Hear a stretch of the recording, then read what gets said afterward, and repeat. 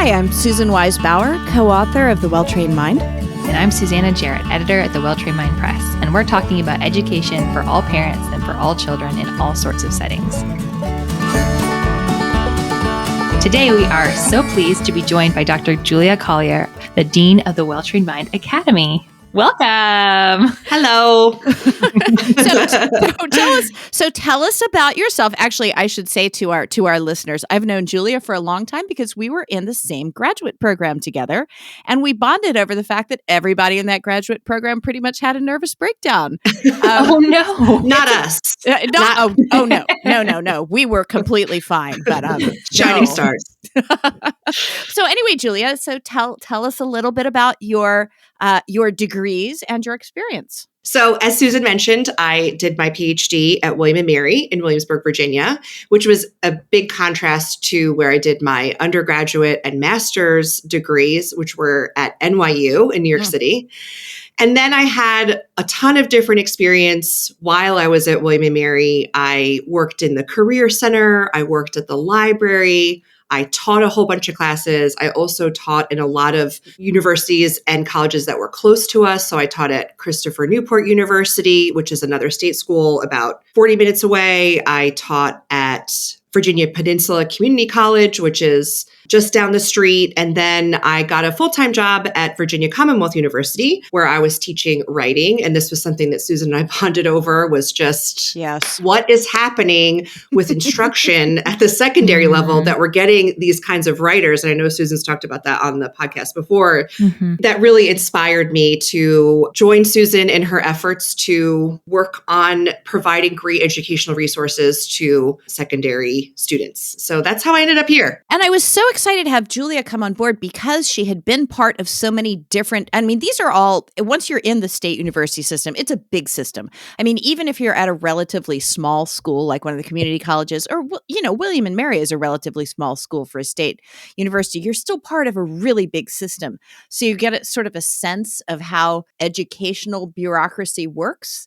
What can be good about it and what can be, not so good about it. Right. Well, I'm excited to have you both here because today we're going to be talking about online school, who it's for, who maybe it's not for, and how to choose the right online school for my student. And I think maybe the place to start might be, we're a couple years, well, maybe not even years out of the pandemic. And a lot of folks had experience with online school. A lot of folks had negative experiences with online school. So why should I still stay online? What are the benefits, especially for those of us who had negative experiences during the pandemic? So I don't think that you could live in the world right now without knowing the term Zoom fatigue. Right.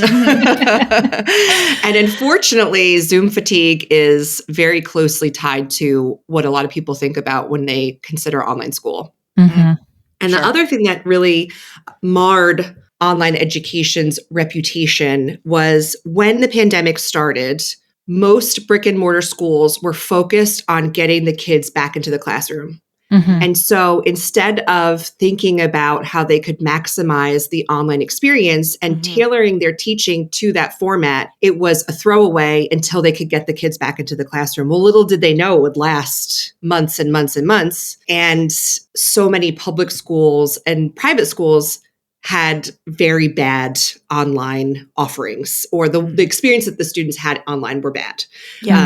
So that off the bat, anybody who's been thinking about transitioning to homeschooling or schooling at home with the help of online providers have been very hesitant when it comes to online school because they just remember how bad it was when their kids went online during the pandemic. And Julia, in your work at the Academy, you have put, I know, so much time and effort into training teachers how to teach effectively online.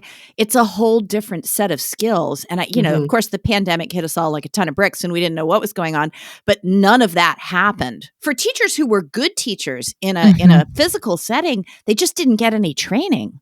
No. Right. And also trying to put a bunch of third graders in front of a camera with worksheets Oh my and goodness. having them sit there from 9 until 3 and thinking that they're going to have a positive experience is just wild. Yeah. But it was really just passing time until they could get kids back into school. But I mean, you could look at all the studies about pandemic learning loss and how much the students that were trying to learn online but didn't have proper instruction are suffering. It's really scary, but that's a show for another time.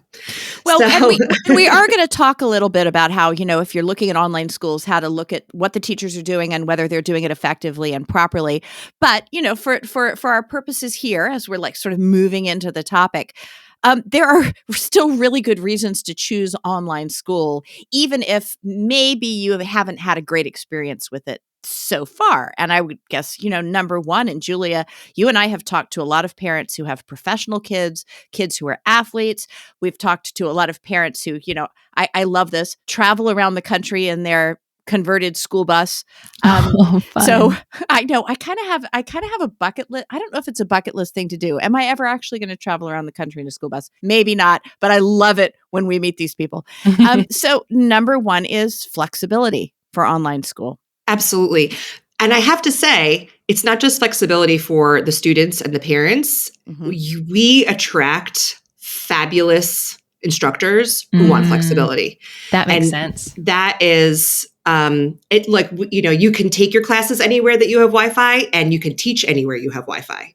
So the avant-garde thinkers, the practical thinkers, people who want to take care of their kids and continue to teach, they can all teach with us. And it's an incredible opportunity to learn with experts, which we'll talk a little bit more. We'll talk about that a little bit later. A big part of this flexibility, too, is that a program can offer a mix of live and what we call asynchronous work. So, Julie, you want to talk about the difference between those two things? Yeah.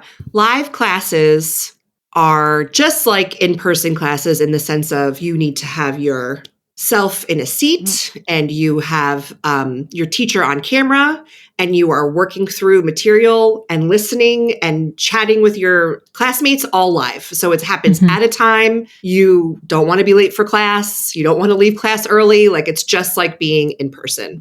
And then asynchronous courses or asynchronous classes, which basically means you might have a live class that's recorded, or you might have a pre-recorded class and you watch that on your schedule and you do work on your schedule and everything matches when you want to have it done. But it doesn't have any live interaction. So it definitely requires one to be more self-directed. Yeah. So, and that's going to be a really important distinction to keep in mind as we talk about how do you pick the right school for your kid. I mean, I would say as someone who homeschooled 4 kids, that the idea that the planning and teaching is done for you is a huge thing. My kids are older now. My oldest is, in his early 30s. So when we took online classes, they were really, really, really super basic. But even then, it was such a relief to think, okay, of the 7 subjects we've got to cover this year, I don't have to worry about planning this one out. I can hand that off to someone else. Now, of course, you still have to check in, which I think, Julia, you're going to talk about a little bit later. But that's a relief. And so is the being sort of freed from the need to do your own assessment. So, Julia, you direct online teachers in doing assessments. Big part of their job, right? From the parent side of things, so we'll talk a little bit about all the different kinds of online programs that are offered. And one of the things that we do at the Academy is we offer something called a la carte classes, which means you could be doing all of your homeschooling, but you just don't want to teach this one subject because you don't have the expertise, or, which is very common, your kid screams at you every time you try to teach the class. And I cannot tell you how many parents I have talked to that are teaching 6th and 7th grade kids who don't want to write. And they're like, we have to outsource it. And so when they can give the writing class over to someone else, and then there is a teacher, not a parent, correcting the student's writing, it is a whole new world. Dinner becomes fun again. Writing is no longer a battlefield. So having assessment done, especially when you are in a combative place on a subject, a lot of times I also see assessment being done outside of the home really helpful when you have a parent who's a subject expert. When you're an expert at something and not a You teacher, nitpick. or you don't know how to teach it because it comes easy to That's you. a good point. Yeah. Easily. Right. Yeah. Like, and then there's frustration. The parent doesn't understand why the kid doesn't get it. The student doesn't understand why their parent's mad at them, why are they disappointing their parents? So assessment comes with a lot more when you outsource it than just the practicality of it. It can help a lot with family relationships. So that's a big one, a huge plus. And I imagine even from a student's perspective, having an outside assessor, especially as you get older, might be really helpful. Because I remember for me going into college, I hadn't taken very many online classes. And I was so excited, as much as I love my parents and appreciated their feedback, for somebody other than mom and dad to tell me if my writing was good or bad. Because, my mom could give me an A, but it's my mom. I want to know that, that I'm getting an unbiased assessment at a certain point as I'm getting into high school. We also get parents who are incredibly hard on their students, and they'll contact us about putting them in a writing class or a math class and say like, oh, they're terrible. And then they take our assessment and we talk to them and the kid's awesome. So it's also very helpful to make sure that your student is getting the instruction that meets them where they are. That's a big deal. Yeah, some perspective. You get some perspective. I think that when you're a homeschooling parent, and I'm speaking from experience here, you can really just get inside your own little bubble. And it's very hard to pop your head up out of it. Also as a parent of 4, I will say, and I've talked to so many parents, if you have 2 or more kids, there's going to be one of them that you're just like, what is going on with you? I don't understand the way you work. What is happening right now? And I have talked to so many parents who see that as some sort of parenting failure, educational failure. There's something wrong with the kid. There's something wrong with me. And really what they just need to do is turn the teaching over to somebody else because they're just not having a meeting of the minds there. And that, online school means you can stay in that homeschooling paradigm where you have control over the schedule and you can make your own choices, but you get that grating, that rub against the kid who is not you out of the way. We always use the phrase, you, the parent, is the administrator of the child's education, which doesn't mean you have to do the teaching. You just manage it. You make sure that they're turning their work in and you choose the classes with them, but you don't actually have to do the teaching. And Susan, I know we've talked with a lot of parents about this together. Online school is also a great option when you have different learners in your house. Oh, yeah. You might have a student who does really well in a brick and mortar school, and you might have a student that does really well one-on-one with you. And then you have another kid and you're like, I don't know what to do with this one. Nothing's working. And then you can, and there's a lot of things you can try. There are shorter classes. You can be really adventurous with choosing online classes. So it's very helpful when you have a student who isn't the perfect fit, or there is no perfect fit, but isn't the best fit for straight homeschooling, but is not a good fit for traditional school as well. Yeah. Well, okay, this is a really great introduction. Let's drill down to a little bit more specific stuff here and talk about some types of online programs. And Julia, I'm just going to ask you about each one of these and tell us what you know about them. I know this is an area where you have so much more knowledge than we do. So we'll start with what we might call an all-in-one online homeschool program. And the name makes me think that you log in and that's everything. Like you're sort of going to school, except you're doing it online. It's like what you would call physically school in a box. Oh, yeah. You get everything that you need from an outside source, and then you administer it as the parent and grade, and that's about it. Okay, so this is interesting. So when I said all in one, I guess I tend to think of all in one as being like you put the kid in front of the computer and that's it. But that's not what we're talking about here. You still have some responsibility in the teaching part of it. Yes, in the sense of you're making sure that the student is doing it. I think sometimes there are lessons that you can do in conjunction with videos. When you say sit the kid in front of and they do it, I think of online public school. Right. Oh, I see. So this would be asynchronous programs. These would be where like you go in, you watch the video, you complete the assignment. Okay. Gotcha. Yes. Mm-hmm. They're a dime a dozen. I don't have that much to say about them. It works for you great. Is that possibly because we don't have a really high opinion of them, Julia? I think that a lot of times they can be a money grab.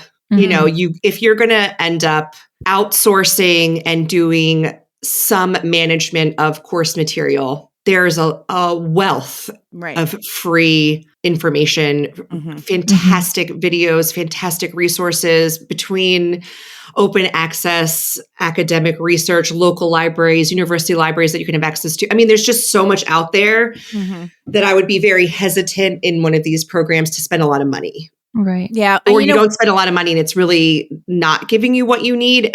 But you think that you're doing it. It's like more like checking a box. Mm-hmm.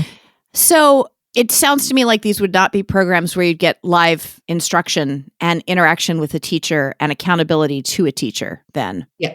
Yes. And 100%.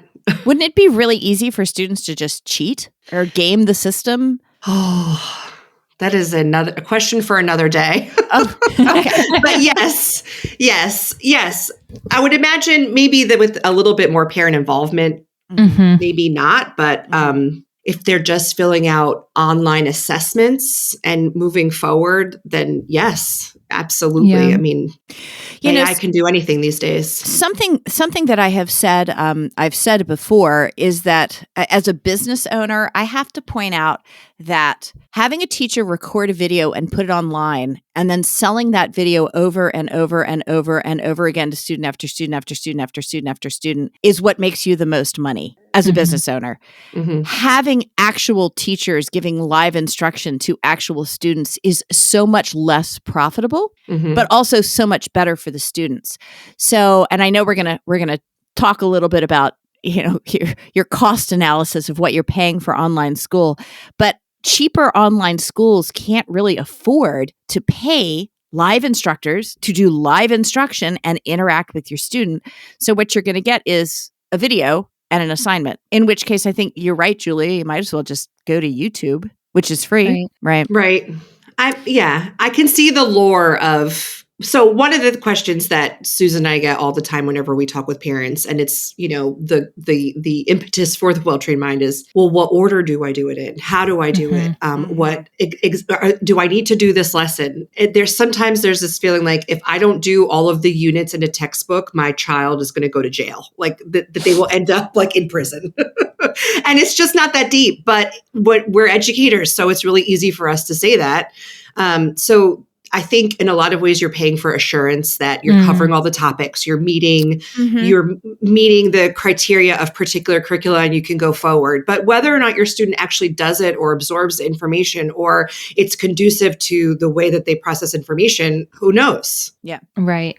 It reminds me of, like you said, school in a box, because it's that same appeal of like, okay, I know I've got everything. I've got something for math. I've got something for English. We can do the 20 minutes a day of this and we're done and we know we're done. So it kind of gives you that sense of completion, maybe, where doing more exploratory, eclectic homeschooling is hard for like maybe more type A, make sure I get it all finished parents. Yeah. I always think about Susan saying, if your kid is crying every single time they're trying to do a class, maybe there's something wrong.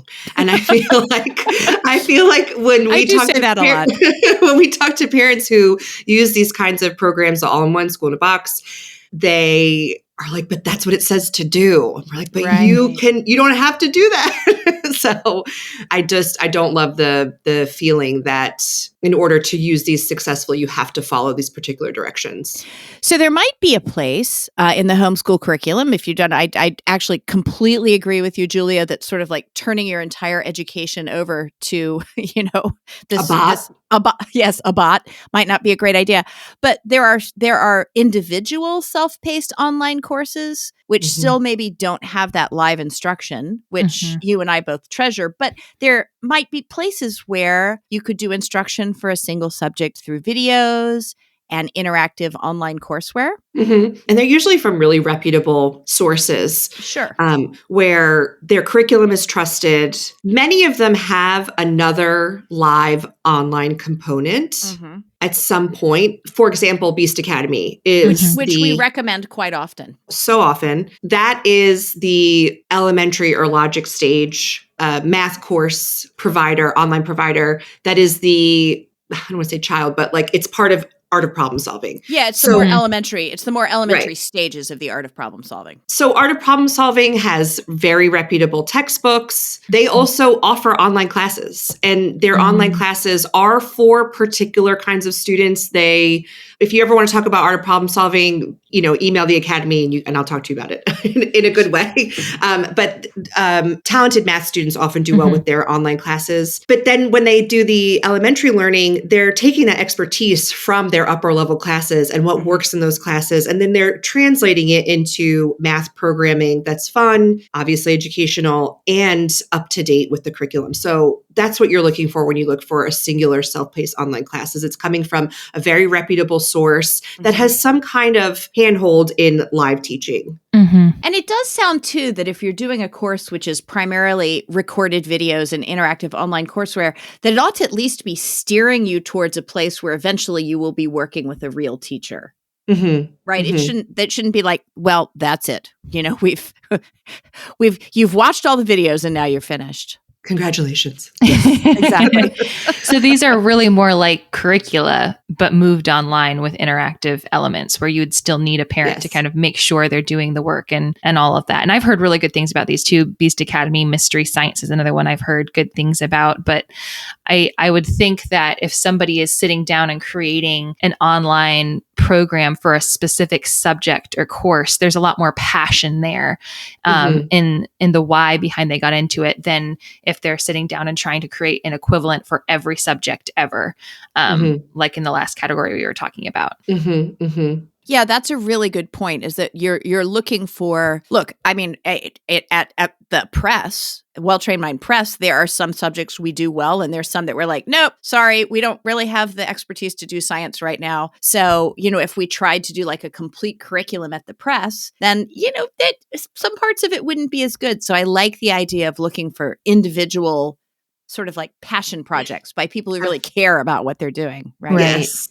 And those, so I think about a consultation that Susan and I did once with this charter school that was trying to develop their own all-in-one curriculum, and they had the best intentions, and they were so passionate about education, but you can't, in that feeling of like, it's just really hard to do everything really well. Right. So they were very disappointed when we were trying to steer them towards one or two subjects, and they wanted to do everything. Yeah. Yeah. But it was from a place of love. Well, look, one of the advantages of, thinking of yourself as a homeschooler is, Julia, I'm going to go back to what you said about parents are the administrators of their child's education. You don't have to buy into any one complete system. I mean, that's such a great thing that you don't have to do that. I think of the university model, and Julia, you and I have both taught in universities. You're in a university, but you get to take your literature class from somebody who's passionate about literature, and you get to take your math from somebody who's passionate about math, and you get to take sociology from somebody who's passionate about sociology. I know those people are out there. So, it as a home educator or as a parent director of education, you can really take advantage of that. Yeah. Hopefully these kinds of classes that are offered and this conversation will help parents feel empowered to do so if they're intimidated by it. That's the biggest thing that we see at the academy. And certainly that's the biggest thing that I've seen in consultations is the fear of making the wrong choice and how that can affect the student negatively. But again, as you like to say, both of you, that's for another podcast. Well, fear is just a part of parenting. But yes, indeed. Season number 3, people. Stay tuned for season 3. All right. So we've talked about, we've talked about self-paced online courses. We've talked about these sort of all-in-one online homeschool programs. And I would say that the biggest characteristic of both of those is that the majority of the teaching is not happening live They're Mhm. not sort of traditional school systems. There's a lot more pacing yourself, watching the Mhm. video when you're ready. But there are also online school options that are sort of more traditionally live instruction. There are online public schools, for example. And I know K-12 is K-12 the biggest? Probably so. And then they license out to other states. Right. Right. So obviously this is, you follow Common Core standards and it's free. And you have access to accredited public school teachers, more live sessions. So, this is certainly an option. And sometimes I feel like this is a really good step down for somebody or step up. Should be a step up for someone who realizes that the brick and mortar option isn't working for their student, but making that leap to full homeschooling is really terrifying. So this could be a good option because it's reassuring that you're getting everything that the kid is supposed to get. But Julia, I think you would agree that there's some disadvantages as well to doing an online public school program. Yes, a lot of the same things that you face in public schools, you'll face in an online public school, which is just if you are finding that your student is not getting the individualized learning that they need, Yeah. it's not really going to happen while you can put it all over a website. Mm-hmm. It's, public school teachers are maxed out. Sure. They are already struggling with that insane amount of bureaucratic paperwork that's going on. They are underfunded, under-resourced. So it's very difficult for them to give each student what they need. And while they want to, a lot of times it's just not possible. There's just not enough resource and energy within them. Mhm. So if your student needs a lot of individualized attention, the public school online is probably not a great option. Mm-hmm. I wonder too if we have a little bit of that same pandemic issue of the teachers have not necessarily been trained how to teach effectively online. As far as I know, there a lot of schools that are having online wings are trying to remedy that. So Mhm. I know locally, if you apply to be one of the Virginia virtual teachers, you do have to go through training. But at the same time, as much as you go through training, you're still beholden to state standards, you're beholden to state testing. That means that you have to work at a particular pace, you have to cover particular material that automatically excludes some students, it stops creativity. There are so many fantastic public school teachers that are just stifled by the constraints that are put on them. And it's not a condemnation of the teachers, but of the system. Yeah. I do have to say that one nice thing about online public school is that it's free. So right. We are no fools that to pay for education is a luxury. Yep. So it could be a great option for someone who needs to not be in the physical space of the school, but would benefit from the free tuition. Yeah, and that's something that again we're gonna talk about cost in a bit, but you can only pay for what you can pay for, and a parent who decides to use an online public school should not chastise themselves because they can't do an online private school. It's just you do what you can that is best for your kid. Mm-hmm. And we'll be right back. The Well-Trained Mind Academy, founded by Susan Weisbauer, offers live online instruction and classical teaching methods that fit your students' educational plan. Our instructors are highly qualified in their fields and have years of experience in teaching, tutoring, and homeschooling. We work closely with students, parents, and instructors to create an educational environment that fits the needs of each family. From calculus to Japanese to essay writing to medieval history, the Well-Trained Mind Academy offers 150 courses for grades 5 through 12. Visit WTMacademy.com to learn more.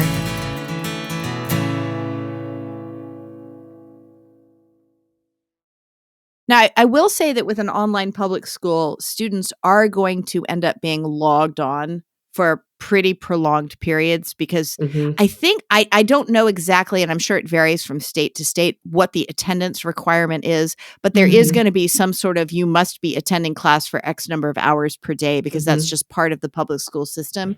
So if you really do have online fatigue, that might be something to consider because an online private school is not going to have that same requirement. And of course, I feel very passionate about online private schools because that's what the Well Trained Mind Academy is. And we went that direction because we felt like it was the best way to deliver really quality education.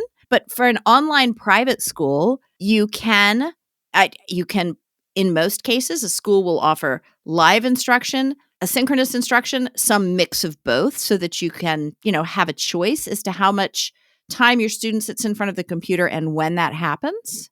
Julia, I know that you have put a lot of effort into organizing clubs and other extracurricular activities. It makes me giggle because it's so sweet.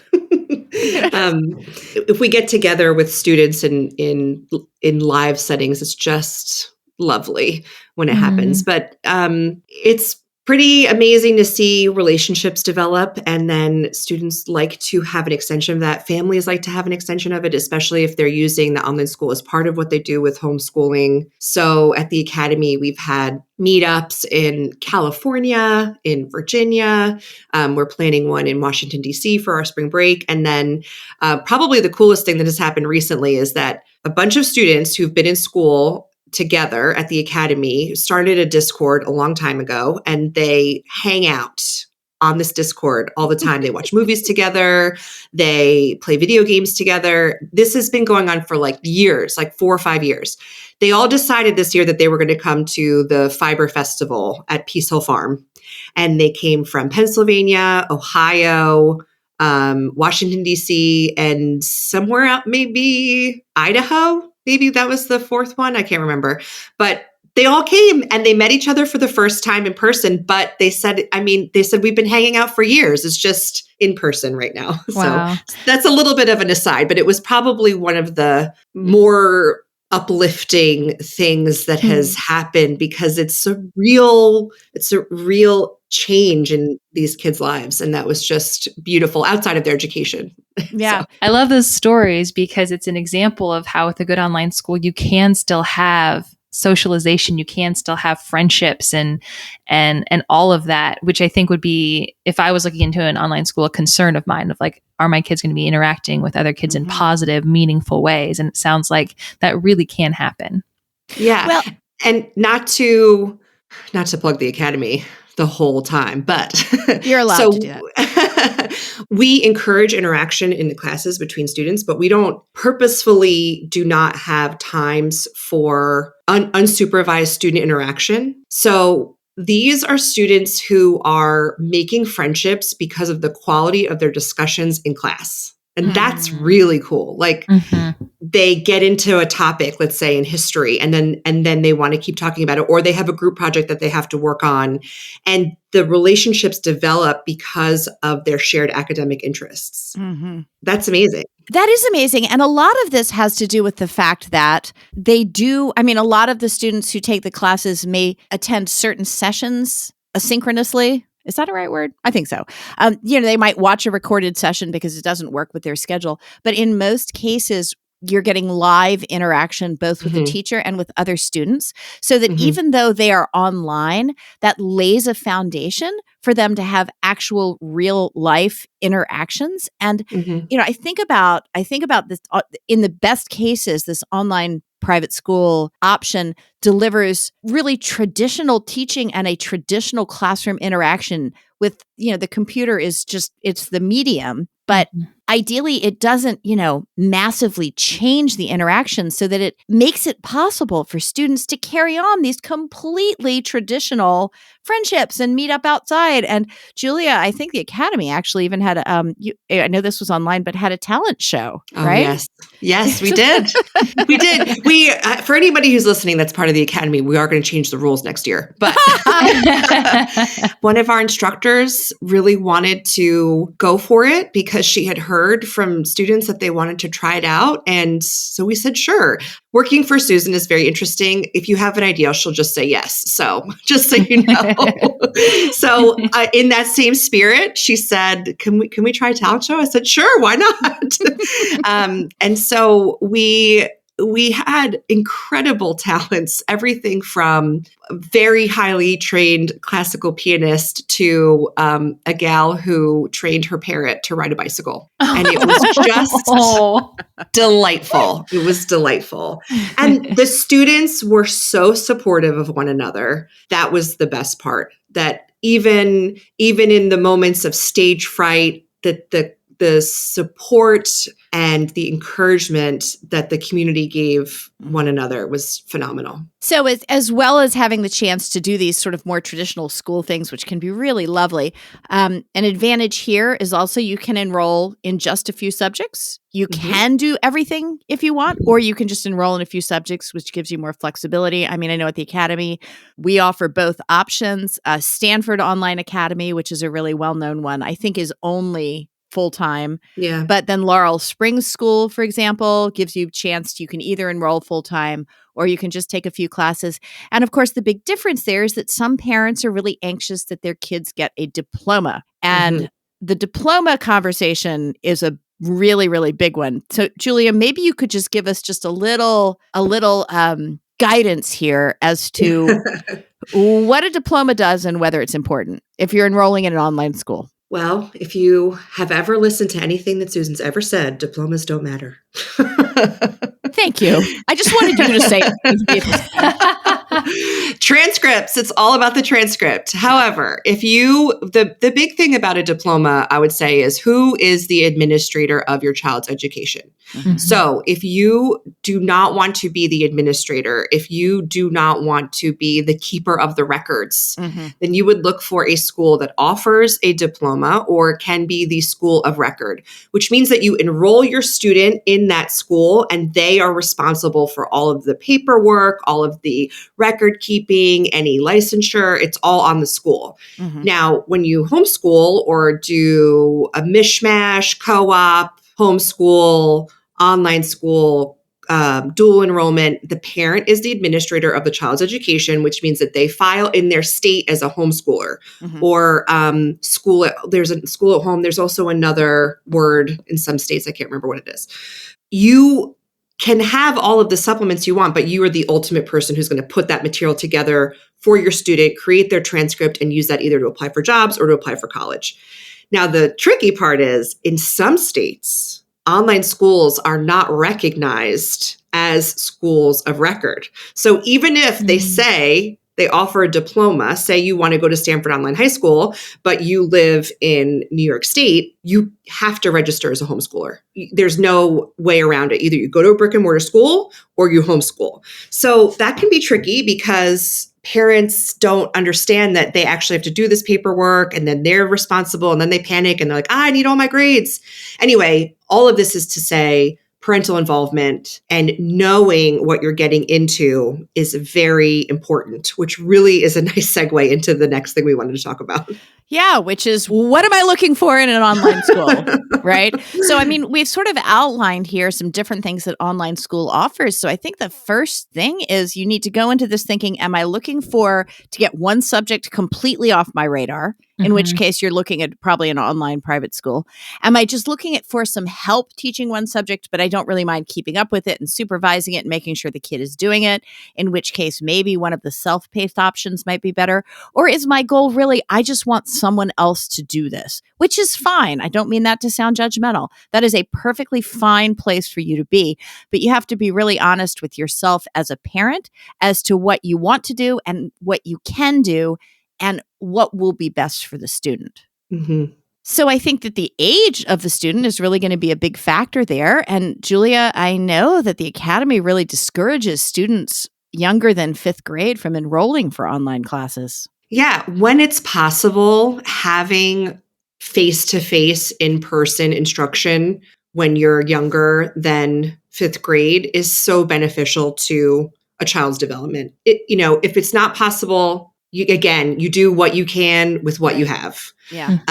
But the way that students are developing, learning social cues, learning how to manage their own emotions, that live, in-person, physical teaching is definitely preferred.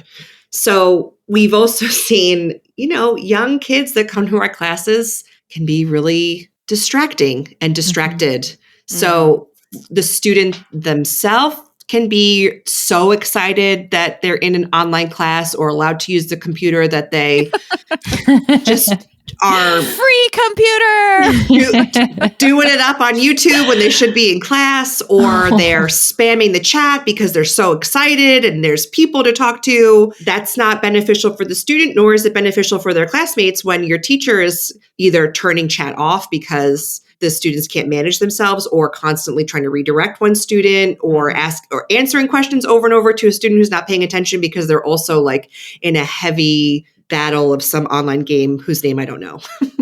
So age and maturity have a lot to do with how successful a student can be in an online class. Well, and you mentioned this about them being in class and playing an online game at the same time. Parental involvement is always going to be needed. I mean, honestly, if your goal in online education is I'm not going to have to pay any attention to this at all, you probably shouldn't do it, because kids are kids. Even, good kids, conscientious kids are still kids, and they need you to be walking by, making sure they're doing what they're supposed to be doing, checking to make sure that they're turning in their assignments on time, asking them if they know what their next assignment is. You cannot any kind of online school does not absolve a parent of responsibility for supervising. My favorite is when we reach out to a parent because their student hasn't been turning in work. And we say, we're pretty concerned. This student hasn't turned in the last 3 assignments. And then the parent says, but they told me they did. Oh, no. Oh, okay. I mean,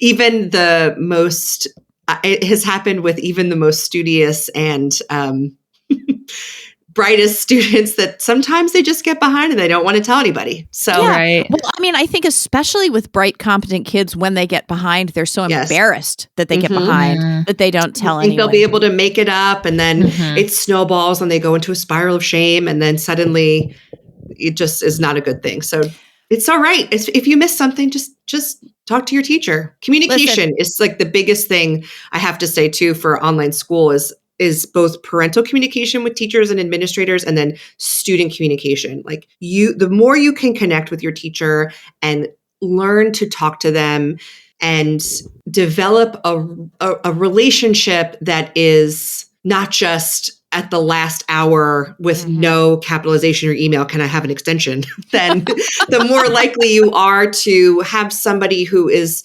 really open to trying to help you through your personal struggles with the course. One of the great things that can happen in an online school, but again, this takes parental involvement, is that students can actually learn how to interact with teachers. Julia, you and I have both taught college freshmen, and we both know that there are college freshmen who have no idea how to come and ask for help, no idea that they should come to office hours, no idea that if they're getting behind, they can ask for an extension as long as they don't do it, at the last minute, or just don't turn in their paper. Because they have been in these very programmed classroom situations, they've never been given the responsibility of talking to a teacher on their own. And I feel like online school can be such a great opportunity for a student to learn how to talk to an authority figure that they don't really know. 100%. But the parent has to be involved. A kid is not going to be able to do that on their own. They need encouragement. They need support. They need a template. They need you to say, so email your teacher and say this. That word is misspelled. Why don't you fix that? Okay, now you can hit send. I mean, they really need to be walked through it at first. Right. I mean, that follows on the classical tradition of modeling. You have to show them how to do it first. And it is so incredibly important. I have a student right now who is a junior who it sends me lots of requests and questions and looks for advice. And his emails are beautiful and eloquent. But when I look back at the beginning, they were so timid. This was years ago. We've been working together for lots of years, many years now. And I'm just incredibly proud. And I know that this student and his other classmates and students who've been working with their teachers will be prepared. And they'll know how to email their boss when they're sick, but not be afraid. They'll know how to email a professor. They'll know how to email a classmate and how to take charge. It's fantastic. That is such a great point. Well, this conversation kind of reminds me a bit of a conversation we had last season with Keith Nix of Veritas Academy, where we talked about choosing a classical school. Mm-hmm. And at this point, I'm thinking if I'm someone who I feel like an online school would work with my family for my student, and I'm going to go shopping for an online school, Mm-hmm. and I'm going to the websites, what are some things that I should be looking for? I think that might be a good way to close out today, is just a list of what are some green flags, some red flags as I'm trying to choose the right online school for my child. And Julia, you're an administrator, so I bet I know what the first thing is you might want to bring up. And what is that? So I think that there's two things that are really important. And this is actually a conversation we've been having with our class cohort about college, Mm-hmm. is they kind of go hand in hand, is that one, look at the tuition and see if it's something that at the same time that you're looking at what the school offers as far as structure and support. Right. So if you are going to pay a lot of money for something, it should be very high quality. Yep. And part of what makes an online school high quality is an administration that's going to take care of you if there is a problem. And Yep. that problem could be anything from, and we went through this a lot with the pandemic, COVID. We had so many families who had to take long breaks from school, and our teachers were so gracious, and we figured out ways for the students to complete their courses when somebody in their family got very sick. We have students all over the US, and we had a lot of students affected by California wildfires, for example. What happens when your house burns down? And so like we had one family who lost everything, and we as an administration sent them new books because they wanted to take their class wherever they were. So we were able to do that because we were organized. We knew who they were. We knew how to get it to them. You want to have somebody who's going to take care of you if the teacher doesn't show up. So Because that happens. I was the lucky recipient yesterday of an email from one of our teachers who said, I can't teach this spring. I'm sorry. And we had to fill up the classes. And because we have a great team and we are a well-oiled machine on that side of things, all the students knew was that they had a new teacher that is fantastic, and there were no other blips on their side. So you want an administration that is going to make sure that you have a smooth educational experience, and you're going to be getting what you're paying for, which is a consistent and qualified teacher showing up, teaching your student, and assessing their work. That's really important. And there are a lot of smaller online offerings, that maybe are just offering 1 or 2 or 3 classes, which is fine. I am a total fan of mom and pop businesses, and those are often cheaper, because you've got somebody who is teaching their passion. But you have to remember going into that if that person gets sick or something happens to them, that you may be out, the tuition up front may have been less, but you may be out. So I'm sure those of you who've been homeschooling for a while will probably remember the Landry Academy closure, which happened a few years ago. So this was, essentially it was a family business, and they were funding the business, I think in part by selling credits, they called them, ahead of time, selling tuition vouchers basically ahead of time, which many people bought because they were very cheap. And the business basically went bankrupt and closed down. And people who had paid for these vouchers had nowhere to go because there was no administration. There wasn't any structure. It was just, just a couple of people doing their thing. Yeah, looking for a support, an administrative structure, something that's bigger than just the teacher who is teaching your class, gives you some confidence and stability and continuity, and that, no matter what happens, and listen, things happen. People get sick. There are family crises. Things burn up. That's been a big theme this year. So knowing that there is a structure to take care of you if that happens, I think is, really important. And also, Julia, what if you pay for a class and your kid gets into it and just really doesn't like the instructor, or you feel that the instructor is not treating your kid fairly? What kind of recourse do you have there? Yeah, well, then you have administrators who are on your side, or you can talk to, or you have the ability to move. Though I do love the parents who say, my kid needs to learn how to take a class with somebody they don't like. I don't know about that. No, but that always cracks me up when I'm like, it's okay. We have other options. Maybe not when they're in 6th grade. No. 11th or 12th grade, fine. I don't know how many of you out there, I think I'm aging myself on this, but are on Facebook. But I'm still on Facebook. I'm older than you are, though.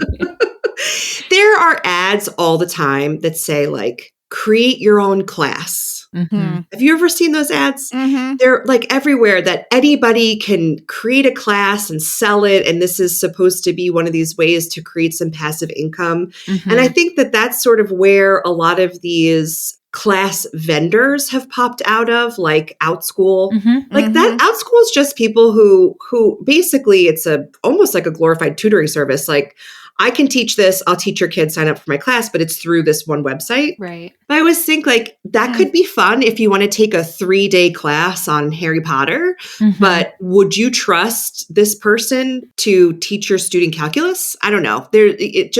Know your audience, I guess, or know the source and think about what you're trying to get out of the class before you commit. Mm-hmm. Very much a buyer beware kind of situation. Yeah. And one way that you can help yourself in that situation is to see if a school is accredited. Mm-hmm. So accreditation is a process where a school goes through review by its peers and has to show its administrative organization, they have to understand their own goals. They have to be able to express those to others. They have to be able to explain how their students are learning and how they're meeting their learning goals and how those are assessed. I mean, it's a very rigorous process. We went through it at the Academy.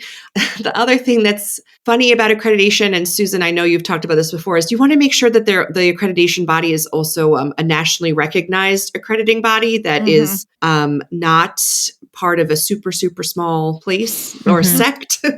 So like we are accredited by Middle States Association. There's WASC, the Western Association of Schools and Colleges. There's Cognia, which is a great online school accreditor. So you want to look at something like that, not like the Forks Seattle School Association of Books. You're making this up, aren't you? No, well, but a friend of mine just moved to near Forks, and that's why I was thinking about it. there are a lot of private, quote unquote, accreditation organizations, which is essentially like 6 schools get together and form an association and say, okay, now, and give themselves a great name and say, now we're going to accredit other schools. So just the word accreditation doesn't mean anything. We can put in the show notes a link to some of the reputable national accrediting organizations. There are also a number of accreditation agent, quote unquote, organizations that really are more theological than academic. So they'll accredit you if your theology is good, but they're not necessarily going to, assure you that the person teaching calculus is qualified to teach calculus. So these are definitely things to keep an eye out for. So let's see, we've talked about some things to consider. We've talked about administration, accreditation. We've already talked actually a bit about tuition, but let's just revisit that because, I said earlier on that it's cheaper if you take a school from sort of like a one person offering 2 courses because they're not paying for administration. They're not paying for support staff. They're not paying for somebody to do the books properly and make sure that your credit card gets processed properly and you get your refunds properly.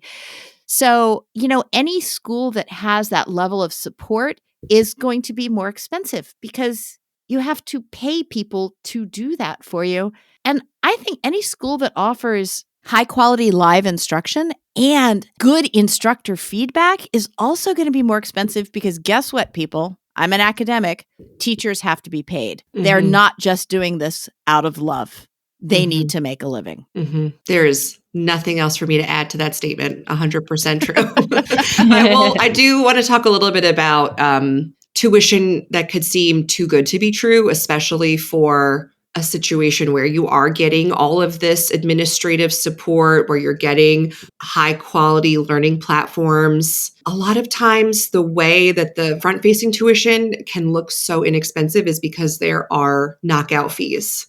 So please when you are researching a school, look to see what are they charging you for. So you might be charged a fee every time you transfer a course. So say you register your student in March, and then you have them in 3 classes, and then they want to change their schedule, and you transfer them, and you get charged $30 for each transfer fee. Well, if you keep moving your kid's schedule around, that's an easy $200 after a couple moves. Yeah. Also, refund deadlines. Sometimes schools make their tuition refund deadlines so early, there's no point in even thinking you'll get your money back. Like, you register in March and their first cutoff is June 1st. School doesn't start until September, for example, and you can only get 50% of your tuition back if you don't drop before June 1st. That again, to use the word, that's a money grab. And I use that because there's nothing about the academy that we do that is intentionally just to take money from people. Of course, our tuition is not cheap, but we pay our teachers, and we have a strong learning platform. We have great customer service. So those are the kinds of things that you should be paying for. You shouldn't be paying for having to drop your kid from a class or transfer them. Yep. Absolutely. And sometimes if you dig into a website, you can find out this information, but sometimes you can't. So I think if it's a little bit obscure, then you should send an email. If you don't get a prompt answer to your email, I think that already tells you that the school doesn't have decent support staff. Right. And that I would think would be a red flag. Yes. Read the terms and conditions. A lot of this is hidden in terms and conditions when you're registering. That's, it's the Apple effect of like, oh yeah, just accept because I need to make a phone call. Yeah, don't do that. Actually read the terms and conditions. Yes. So then a few of the things then, as we sort of we're just going to wrap this up a bit. We've already talked about the willingness to be involved, that, you can't, no matter what type of online school you're choosing, you really can't just turn the whole thing over to the online teacher who is not in your house and expect that things will go well. And especially, I would think, Julie, I know that none of us really know how AI or ChatGPT is going to really affect education ongoing, but that makes parental involvement even more important. We're in a really dramatic shift when it comes to the way students are doing work. We're talking a lot behind the scenes at the Academy about how the classical method actually really supports student learning and puts the emphasis on the importance of understanding and being able to speak about what you're learning, which is antithetical to using AI and ChatGPT. That doesn't mean that we don't deal with students using it a lot now. It's a changing landscape. But anyway, that's a whole other topic. Parents that don't check their kids' work, don't make sure that their students are turning their work in on time, or just seeing if they've submitted work or they're actually doing their work when they say they're doing it. Those are the students who we see all the time falling back on alternative methods because they're not mature enough to have their time organized correctly. They're not mature enough to, and I don't say mature in a derogatory way, I just mean literal development. They don't know yet how to organize their mind to not find the easiest way to do something. Yeah. And in fact, in the Well-Trained Tribune, which is our student newspaper, I love that. It's great. And there's this short little opinion piece on ChatGPT, and the student is like, "Yeah, we all use it, and it's bad, and we suffer for it, and we are not learning. But sometimes it's really hard to not take the easy way out." That's no matter how much our teachers enjoy their students, and no matter how much the students feel like they love their teachers and know them. Some of our teachers are in your student's home and that was with bunny quotes, for an hour a week. Yeah, that's it. A 1 hour of the student's week of their life, So it's really up to parents to make sure that the students are doing their work. They're doing their work with integrity. They are following through with what the parent is paying for. I mean, that's the biggest one for me. I'm like, you're paying for this. Like, your kid should be doing the work so they're learning. Yeah. But it's the parent, as parents, online school is a good option for you if you can be involved. If you cannot be involved, it is often not a good option. I have to say it really clearly. Yes, that's so important to keep in mind. So things to consider when choosing a school. We've already talked a lot about delivery method. You just have to be very clear. Do you want live instruction with instructor feedback, or do you want something self-programmed, knowing that you're not going to get instructor feedback? Just be very clear going into the search as to which one of those is going to work for you. We've talked a little bit about socialization opportunities. A school that is an organized school with a bunch of different instructors and a bunch of different subjects is going to be more likely to give you the opportunity for outside socialization, different extracurricular activities than maybe someone who offers just one or two courses in a particular subject. Again, what are you looking for? Obviously, viewpoint diversity or worldview. I mean, a lot of online schools are very explicitly Christian. And if that's what you're looking for, that's fine. Just ask going in. Know whether or not there is any particular religious viewpoint which is considered to be normative, and make sure that you're super, super comfortable with that. I know that, for example, there are online schools which simply identify themselves as Christian, which Catholic students will get into and then find out that they're very Protestant and kind of anti-Catholic. So these are good things to know before you pay your tuition. Mm-hmm. We get a lot of families who conflate classical with Christian. And one of the, as from what I understand, one of the reasons the Well-Trained Mind was written was to provide a secular option for families that were looking to classically educate their students. Yeah. And so knowing that we're secular going in is really important, because we've certainly had some parents who did not do their research before registering their student for a class. And we're expecting it to be very explicitly Protestant. I like to use the word non-sectarian because it particularly in today's polarized environment, sometimes saying secular means everything Christian is unwelcome. And, we're an environment in which I hope students of all faith can come and feel comfortable and talk to students of other faiths and feel neither that they are the minority nor the majority. That would. Our first core value at the Academy is that that the school is a place for everyone to have the opportunity to have a classical education. Yeah, exactly. And then we'll just wrap up on a slightly lighter note. Website design. Julia, is website design important? I tried to take that one off the list. I put it there because you have to be able to navigate the website if you're going to be on it all day. Okay, I like this because Julia, you and I are both intimately involved in the Academy, and Susanna is not only not intimately involved in the Academy, but may eventually need to do online education with her kids. Exactly. So, Susanna, what are you looking for in a website? I want to be able to navigate the portal and know where to find things. And I think if a school, schools should invest in having a website that is usable.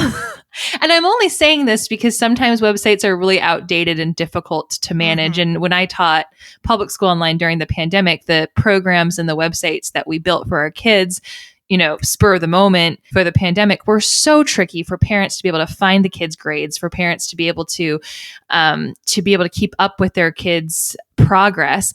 It was so difficult that a lot of parents just gave up. And so I think it's important. You can disagree with me if you want to. I do.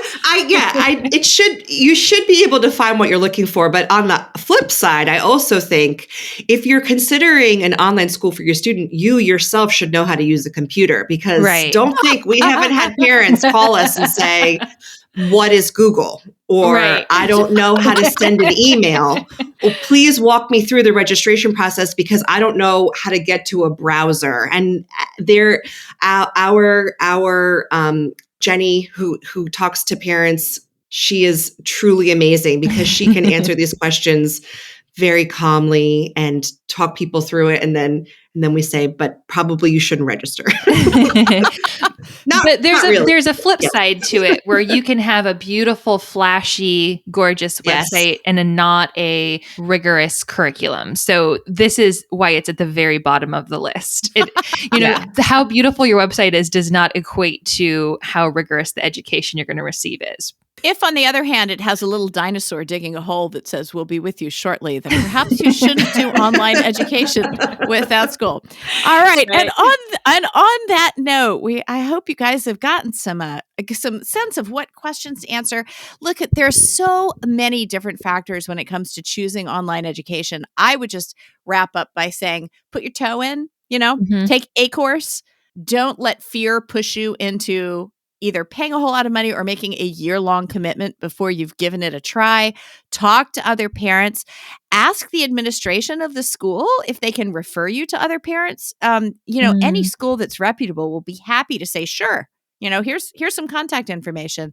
Just don't rush into it. And there are some just wonderful, wonderful online options out there. I'm a little jealous, actually, because by the time all of these great online options came along, my kids were kind of, grown and out of the house, but I'll have to save it for the grandkids, I guess. Awesome. Well, with that, I think we'll wrap up here. Thank you so much, Julia, for joining us today. We really appreciate you taking the time to be here. And I will link in the show notes the list of the things to be looking for if you are looking for an online school. And of course, as always, please subscribe wherever you listen to podcasts. We'd love to hear from you, your thoughts on classical education, home education, school education, or any kind of education that interests you. You can reach us at podcast@welltrainedmind.com. Thanks for listening.